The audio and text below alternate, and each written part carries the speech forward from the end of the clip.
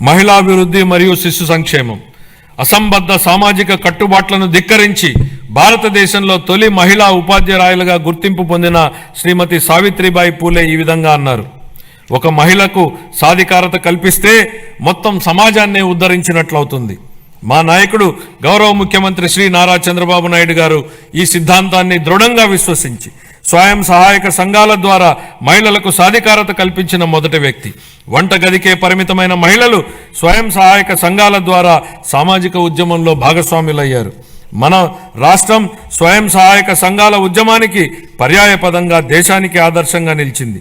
నేడు మన రాష్ట్రంలో 10 లక్షలకు పైగా స్వయం సహాయక సంఘాలు పనిచేస్తూ రాష్ట్ర ఆర్థిక కార్యకలాపాలలో ప్రముఖ పాత్ర పోషిస్తున్నాయి.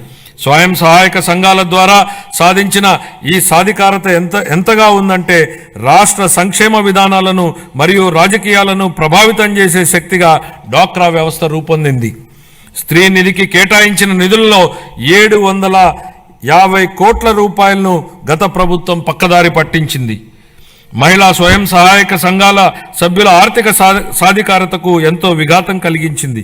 మహిళల ఆర్థిక అభ్యున్నతిలో స్వయం సహాయక సంఘాల కీలక పాత్ర పోషించేలా మా ప్రభుత్వం దిద్దుబాటు చర్యలు చేపడుతోంది.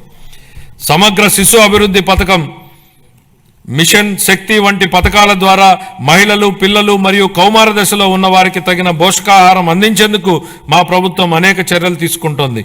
మేనిఫెస్టోలో హామీ మేరకు అంగన్వాడీ కార్యకర్తలకు గ్రాట్యుటీ మంజూరు చేసిన ఘనత మా ప్రభుత్వానిదే.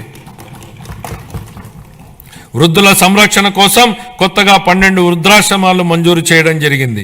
25-26 ఆర్థిక సంవత్సరానికి గాను మహిళలు, పిల్లలు, దివ్యాంగులు మరియు వృద్ధుల సంక్షేమ శాఖకు 4,332 కోట్ల రూపాయల కేటాయింపును ప్రతిపాదిస్తున్నాను.